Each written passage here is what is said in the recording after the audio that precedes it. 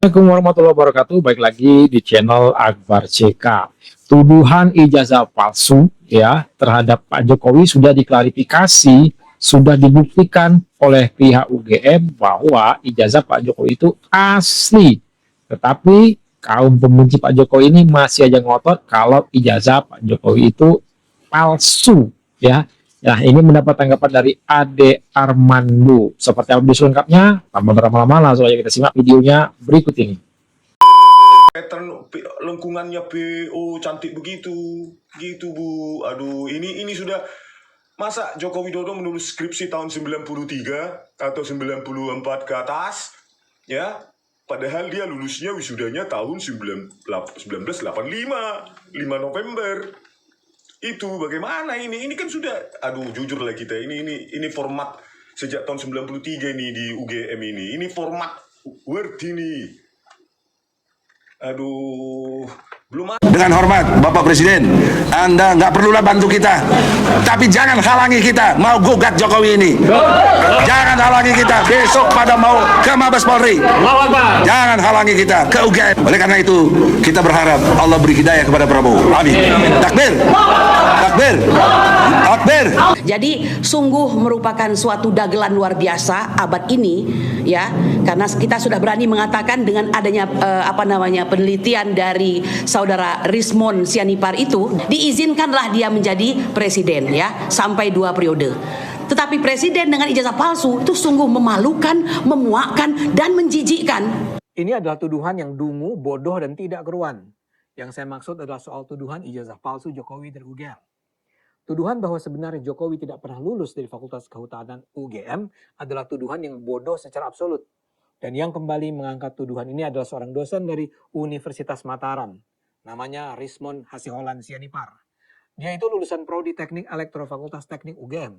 Dan gara-gara omongannya, bergelombanglah datang kembali tuduhan yang mengada-ada itu. Rismon ceritanya berusaha membongkar kebohongan Jokowi dengan menunjukkan bahwa lembar pengesahan dan sampul skripsi Jokowi menggunakan font Times New Roman yang menurutnya belum ada di era tahun 80-an hingga 90-an. Jokowi kan lulus dari Fakultas Kehutanan UGM pada 1985. Jadi tidak mungkinlah, kata Rismon, skripsi Jokowi itu benar-benar dibuat tahun 1985. Rismon meyakini bahwa ijazah S1 Kehutanan Jokowi pada 1985 adalah palsu. 100 miliar % palsu, katanya. Rismon meyakini bahwa ijazah Jokowi palsu berdasarkan 2 aspek, yakni font dan nomor seri ijazah. Menurut dia, penggunaan font Times New Roman dalam ijazah itu janggal. Sebab menurut dia jenis huruf itu tidak mungkin sudah ada pada tanggal 5 November 85 saat ijazah itu diterbitkan UGM. Menurut Rismon, melalui video yang beredar viral, Windows versi 3.1 di mana font Times New Roman difungsikan baru dirilis pada tanggal 6 April 1992. Confirm, ijazah ini palsu, kata Rismon pula. Rismon juga membandingkan ijazah Jokowi dengan ijazah seorang alumni UGM yang lain yang bernama Bambang Nurcahyo Prastowo. Ia menilai ijazah Jokowi menggunakan jenis font Times New Roman, sedangkan ijazah Bambang merupakan font standar dari komputer yang masih menggunakan DOS, Disk Operating System. Tuduhan dia bikin ramai. Akibatnya, Dekan Fakultas Kehutanan UGM Sigit Sunarta merasa perlu meluruskan keadaan. Menurut Sigit, sebagai seorang dosen, seharusnya Rismon dalam menyimpulkan suatu informasi harus didasarkan pada fakta dan metode penelitian yang baik. Seharusnya Rismon tidak hanya menelaah ijazah dan skripsi Jokowi saja.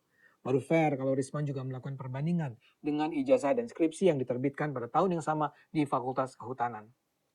Sigit menegaskan bahwa di tahun itu sudah jamak mahasiswa menggunakan font Times New Roman atau huruf yang hampir mirip dengannya, terutama untuk mencetak sampul dan lembar pengesahan di tempat percetakan. Di sekitaran kampus UGM itu sudah ada percetakan yang menyediakan jasa cetak sampul skripsi dengan menggunakan jenis font Times New Roman. Ini seharusnya diketahui yang bersangkutan karena yang bersangkutan juga kuliah di UGM, kata Sigit. Menurut Sigit, hanya sampul dan lembar pengesahan skripsi Jokowi yang dicetak di percetakan. Sementara seluruh isi tulisan skripsinya setebal 91 halaman tersebut masih menggunakan mesin ketik. Soal nomor seri ijazah yang disebut tidak menggunakan klaster, namun hanya angka saja, menurut Sigit, itu lazim terjadi di tahun itu. Menurutnya, pada 1985, Fakultas Kehutanan memiliki kebijakan sendiri dan belum ada penyeragaman dari tingkat universitas.